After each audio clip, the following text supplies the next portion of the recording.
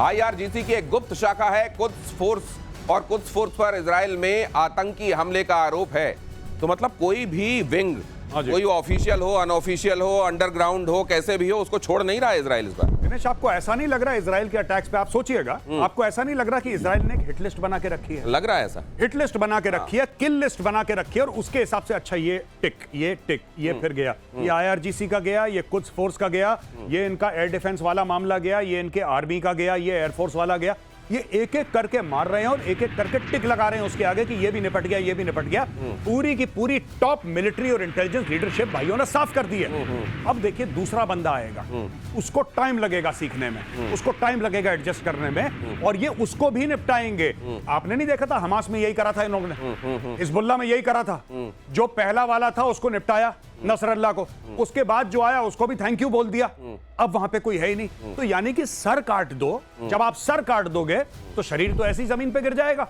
तो ये हाथ पैर नहीं तोड़ रहे, ये डायरेक्टली सर की ओर जा रहे हैं। और अगर ये सर की तरफ जा रहे हैं तो निश्चित रूप से ये ईरान के लिए और मौजूदा वहां का डिस्पेंसेशन जो है उसके लिए बड़ी खतरे की बात है। लेकिन यहाँ हमारे प्रोड्यूसर्स जो देखिए उन्होंने न्यूक्लियर कैपेबिलिटी को लेकर कंपैरिजन भी बना लिया था कि भाई ये कह रहे हैं तो सीरियसली कह रहे होंगे, चलो बना लेते हैं। कंपैरिजन दिखाइए जो आपने बनाया था, ये देखिए कंपैरिजन।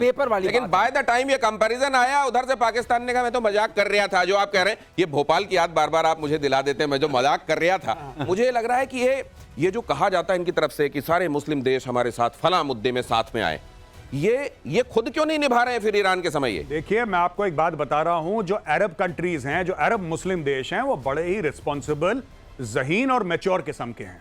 ये पाकिस्तान है, ये बावला टाइप का, ठीक है। और दूसरी चीज जो पाकिस्तान कहता है न्यूक्लियर पार, भाई साहब 140 अरब के तुम्हारे लोन हैं। मैं पाकिस्तानियों से पूछना चाहता हूं, जो गोरा तुम्हें बड़े बड़े चेक काट के देता है, आज 5 अरब ले लो, कल 10 अरब ले लो, उसके एवज में गोरे ने तुम्हारी सरकार से क्या लिया है? मैं आज ये दावा करता हूं आपके शो में दिनेश कि इनकी हिम्मत नहीं है, ना इनके पास वो अथॉरिटी है कि अपनी न्यूक्लियर चला दें, क्योंकि इन्होंने सब कुछ गिरवी रखा है। क्यों इनको वर्ल्ड बैंक पैसा दे रहा है? मुझे तो दूसरी बात लग रही है मेजर गौरव आर्य, वो कई लोगों की शादी होती है ना तो अपने दोस्तों से गाड़ी ले लेते हैं कि भाई वो विदा कराने के लिए दे देना, फूल वूल लगा के ले जाएंगे, इनको ये लगेगा हमारे घर की गाड़ी है। अब इन्होंने कह तो दिया क्यों न्यूक्लियर पाकिस्तान मार देगा। पाकिस्तान कह रहा है मेरे पास है कहां, ये तो मैंने हवा बनाई हुई थी, मैं कहां से मारूं? ये हम पहले ही कह चुके हैं कि अब कुछ है नहीं, और जो था उसका कंट्रोल तो किसी और के पास है। और दूसरी बात, मिडिल ईस्ट में 8 देशों में यूएस की बेसेस हैं, बहरीन में तो 5th फ्लीट है। ये क्या करेंगे? ये ऐसे कुछ नहीं, कोई ब्रदरहुड वगैरह। ये तो आप ये कह रहे हैं कि इन्होंने कह दिया होगा, ईरान को कह दिया होगा तुम चिंता मत करो, ऐसी स्थिति आई तो मैं तैयार हूं, मेरे पास न्यूक्लियर भी है। और जब तक ये बात उन्होंने सुनी, उन्होंने सार्वजनिक बात की, इन्होंने जैसे ही सुना तो पाकिस्तान के पास अमेरिका से फोन आया, वो तेरे पास है क्या, तेरी हवा बना दी है, उतनी हवा में खुश रहे, इस हवा को इतना क्यों उड़ा रहा है कि साला उसमें मेरी पोल खुल जाए, क्या ऐसा हो सकता है? ये भी हो सकता है। और जो गौरव हमेशा कहते हैं, बोले कटोरे वाली बात, बोले मैं तो कटोरा घूम रहा हूं।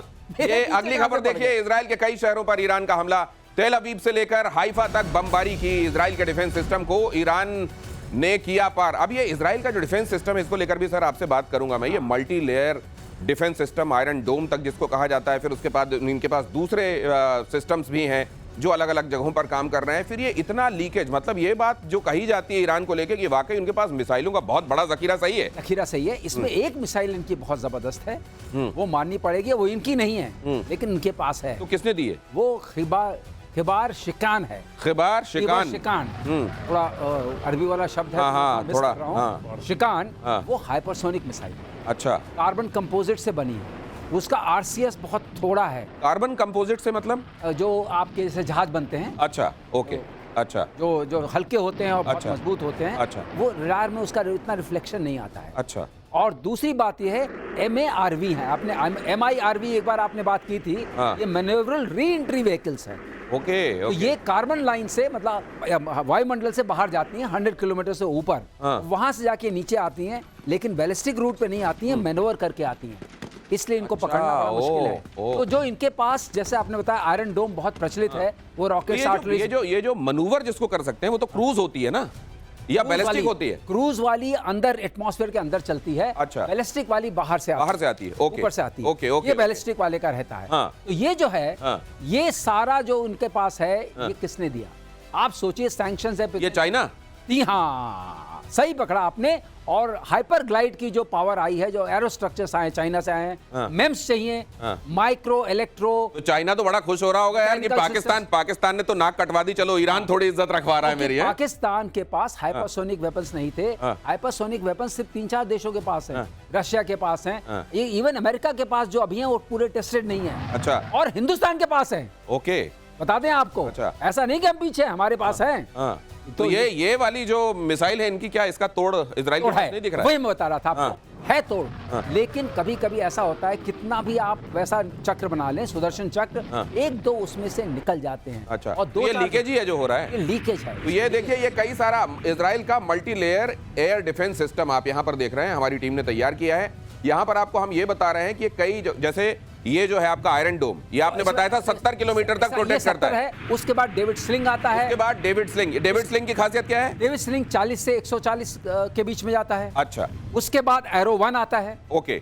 उसके बाद एरो 2 आता है। अच्छा, ठीक है। डेविड स्लिंग, एरो 1, एरो 2, और ये थर्ड कहाँ लगा हुआ है? थर्ड उसी का पार्ट है, इसी बीच में। अच्छा। थर्ड एक मिसाइल सिस्टम है जो उसी के बीच का पार्ट है। और उसके पास, इसके पास जो है, इनके पास ग्रीन पाइन रेडार्स हैं। इनके पास सुपर ग्रीन पाइन रेडार्स हैं। अच्छा। तो ये जो एरो 2 है और एरो 3 बन रहा है, मतलब ये वाकई इन्होंने न सिर्फ इनके पास कुछ क्वालिटी, इनके पास मिसाइल्स हैं और एक का नंबर भी ज्यादा है। एक और बता दें आपको, ये डायरेक्ट इनके पास एक आयरन बीम भी है, वो लेजर से मार करती है। ईरान के पास है? नहीं। अच्छा, इजराइल के पास है। तो अब आप कहेंगे जब इतना सब अंतर शस्त्र है तो कैसे ये लीक थ्रू कर जा रहे हैं? हाइपरसोनिक मिसाइल में तकलीफ होती है। अच्छा। उसको ये प्लग कर रहे हैं। अभी उसको AI इनेबल्ड सिस्टम ये उन्होंने बनाया हुआ है, और अब मुझे उम्मीद है जो अगला दौर आएगा उसमें ये पेनिट्रेट नहीं कर पाएगा। अगले दौर की नौबत आएगी क्या? ये भी एक बड़ी बात है। इसीलिए मार रहे हैं, उनके लॉन्चिंग सिस्टम को मार रहे हैं, अब दौर नौबत नहीं आएगी। अगली खबर देखिए, ईरान ने इजराइल के हाइफा शहर पर किया हमला, बैलिस्टिक मिसाइलें दागी, तेल रिफाइनरी में आग, हाइफा शहर में लगातार बज रहे एयर रेड सायरन। हाइफा शहर जिसको एक जमाने में मुक्त कराने में भारत की भी बड़ी भूमिका रही, भारत का कंटिंजेंट वहां गया था, और ये जो 3 मूर्ति हम कहते हैं अपने यहाँ, वो 3 मूर्ति उसी का परिचायक हैं, जोधपुर लांसर्स। हाँ, और मैंने सुना है कि जब वहां पर जाते हैं हिंदुस्तानी और भारतीय जाते हैं तो हाइफा में उनको मित्र की तरह, भगवान की तरह पूजा जाता है, माना जाता है। तो ये इस जगह हाइफा और वहां की वो पहचान है, वो जो एयर कार्स होती हैं वहां पर चलने वाली, वो ये इस समय हाइफा पे क्यों ज्यादा बमबारी आप देख रहे हैं? 2 चीजें हैं। ये जो वहां पे पोर्ट है, वहां पे इंडिया ने भी उसमें थोड़ा सा, एज यू आर अवेयर, कि इंडिया ने बहुत उसमें पैसा वैसा लगाया है, और अभी तक तो ये आया है कि जो इंडियन वहां पे जो इलाका है उसमें कोई रॉकेट नहीं गिरा या उसको ज्यादा नुकसान नहीं पहुंचा हाइफा पोर्ट में। लेकिन सबसे बड़ी बात यह है, अगर दिनेश वहां पे ईरान मिसाइल मारता है और वहां पे इंडियंस हैं भारी मात्रा में जी, अगर उनको नुकसान पहुंचता है जानी और माली, फिर मैं ये देखना चाहूंगा कि फिर भारत का क्या रिस्पांस रहेगा ईरान को लेके, क्योंकि भारत ने ईरान के साथ लड़ाई नहीं लड़ी। लेकिन वो तो भारतीय हमारे ईरान में भी हैं, उनको भी सेफ निकालने की और वो करने की कोशिश की वो ठीक है, वो जो ईरान में भारतीय हैं वो तो युद्ध के बीच में फंस गए। वो तो युद्ध के बीच में फंस गए। उनको ना इजराइल मारने की कोशिश कर रहा है ना ईरान मारने की कोशिश कर रहा है, वो तो विक्टिम्स हैं, उनको बाहर निकालना ही निकालना है, और ये मिनिस्ट्री ऑफ एक्सटर्नल अफेयर्स की जिम्मेदारी है कि उनको सेफली बाहर निकाले। मैं ये बात कर रहा हूं कि जो हाइफा में हमारे लोग हैं, जो हाइफा में हमारे एसेट्स हैं, अरबों डॉलर का जो हमारा इन्वेस्टमेंट है, और उससे भी बड़ी बात जो हमारे लोग हैं इंडियंस, अगर वहां पे जान और माल का नुकसान होता है, फिर ये बड़ा इंटरेस्टिंग होगा देखना कि भारत ईरान को कैसे रिस्पॉन्ड करेगा। भारत क्या कहेगा ईरान को कि भाई साहब, आपसे तो हमारी लड़ाई नहीं थी, आपने हमारे बंदे क्यों मारे? और अगर आपके पास वो टेक्नोलॉजी नहीं थी कि आप पिन पॉइंट प्रिसिजन स्ट्राइक करें, तो आपने फिर फायर क्यों करा? मारा क्यों आपने?